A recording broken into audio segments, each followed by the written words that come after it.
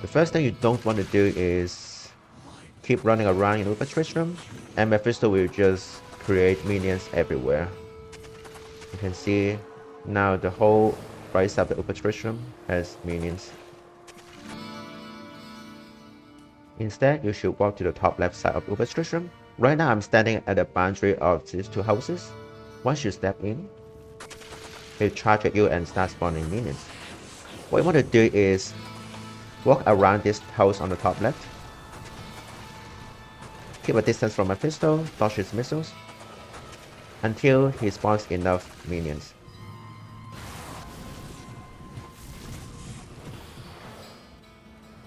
Once you see the minions are not spawning anymore, and there are a lot of them around the house, you can start running, charging, or teleporting near the red portal. Then you can fight him alone. One thing you should not do is when you see Mephisto, you panic and then you just run to the top left side. What happens is that Mephisto will get trapped in the house, and once he gets blocked, he'll cast Blizzard. And when you kite Mephisto, make sure it stays within the loading range on the top right side of the map. And I'll show you the loading range in a second.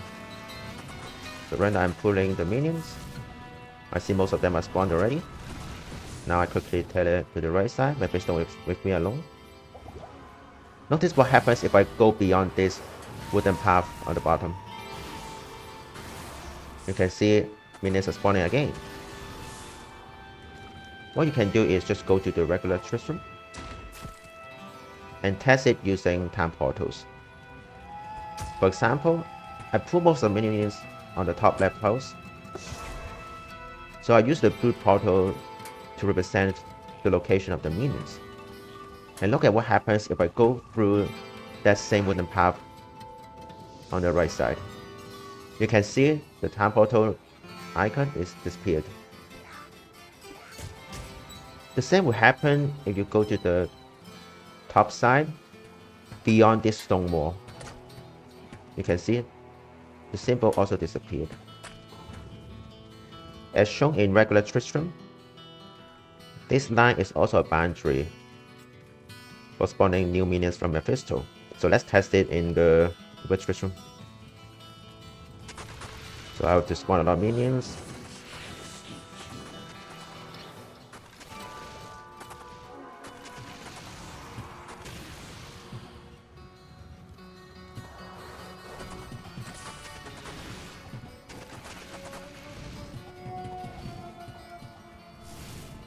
Now, the number of minions stabilizes.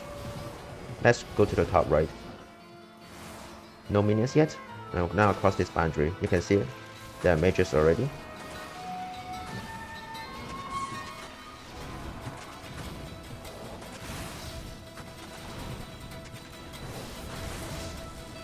We can actually take advantage of this and put the minions not around the top left house, but to the top loading zone. And this is a strat used by Gymnasium. So instead of having minions on the top left, I try to create as many as possible on this top corner. And try to keep all of them on the top side, and then let Mephisto follow us only. Usually Mephisto is fast enough, so he's the only one with us. Now I can fight him alone. But once you cross the wooden path again, you can see new minions form. And if you don't have Enigma or Teleport Staff, what you can do is spawn all the minions and then use Cloak of Shadows to prevent the minions from following you.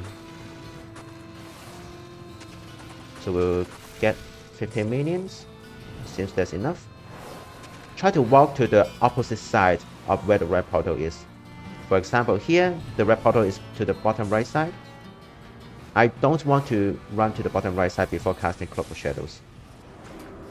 This is because there's a few seconds of delay in the AI. You can see they're still following you. If you are already running to the bottom right side and cast Cloak of Shadows, those skeletons will still follow the bottom right trajectory, and they'll follow you to the red portal. And if you're a necromancer, be careful not to use Bone Wall or Bone Prison when you do this kind of pulling trick, because they have a bigger aggro range than the character itself. So let's kite Mephisto away first, assuming he's dead or he's outside the loading range. Now right now, Baal and Diablo cannot see us. And let's try to cast Bone Wall. You can see Diablo is casting Armageddon and Baal is on us. Which means when you cast Bone Wall during Mephisto fight, you're pretty much aggroing all 3 bosses on you.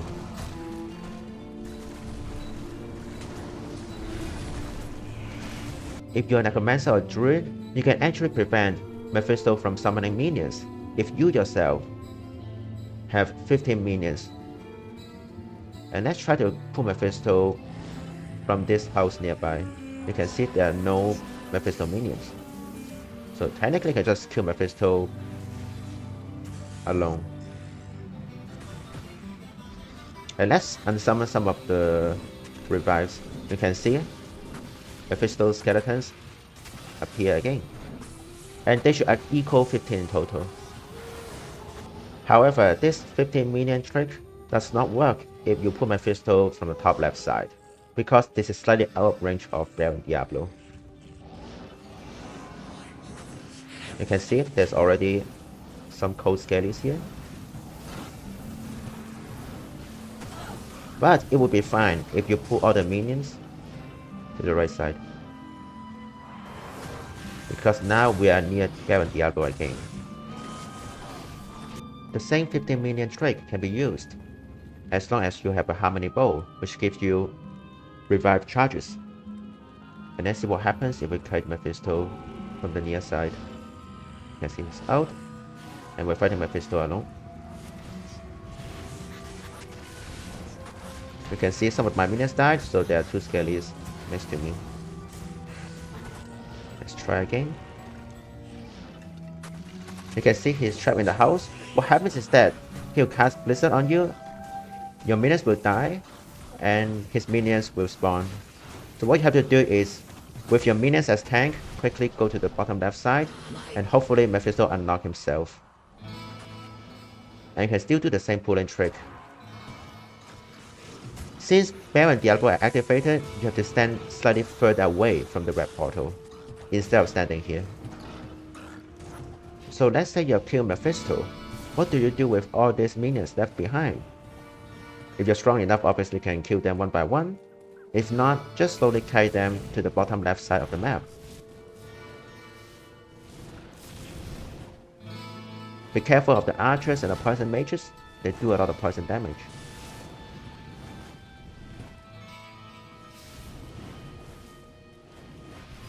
You can repeat this process if there are still leftovers on the top side of the map. You can also use the Nadir Rune, cast Cloak of Shadows, so that the minions don't follow you anymore. Maybe except this guy. The next one you should kill is Baal. Baal is pretty easy to pull, just stand near this house and he should teleport onto you. What I want to do is bring Baal to the top side of the map.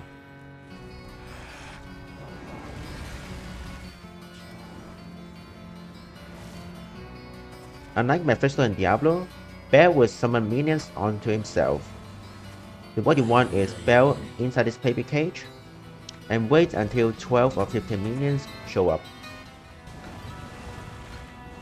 It seems he's done with the minions, so I teleport inside, drag most of them in, and then out of it. If you're not a sorceress, obviously you can use the Telestaff.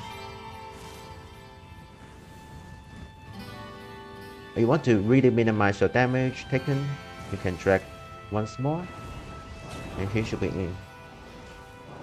Now I can fight him either near the red portal or on this top side here. The advantage of the top side is you're less likely to be pushed by the cold damage. Well, let's say we killed Baal already. If you have good damage, you can just kill the minions, say with Firewall. Or I can just slowly carry them to the bottom left side of the map again, where you had the Mephisto Skellies.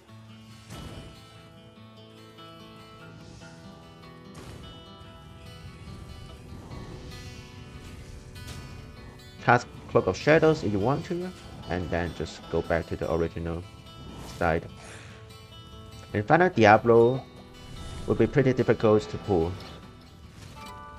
First of all, he can cast Bone Prison on you, so if you don't have teleport, you might be in trouble. So you have to make sure you have Leap or a Telestaff with you. Secondly, Diablo tends not to move. He'll stay inside with Tristram for a long time, and then after a certain time, he'll charge at you.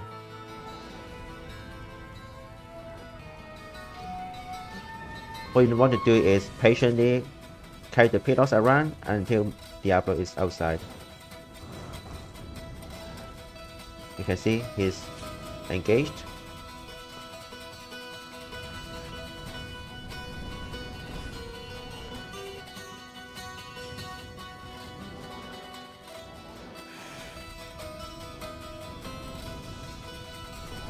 Here you have two choices. One is kite all these minions to the same baby cage again, and then fight Diablo outside the cage. The other option is you either trap Diablo in this bottom right corner or in this upper side. The intersection of the walls will act as a barrier to isolate Diablo. So I tried to drag the minions on the bottom side because Diablo was on the upper side. As usual, you can cast Cloak of Shadows if you want to.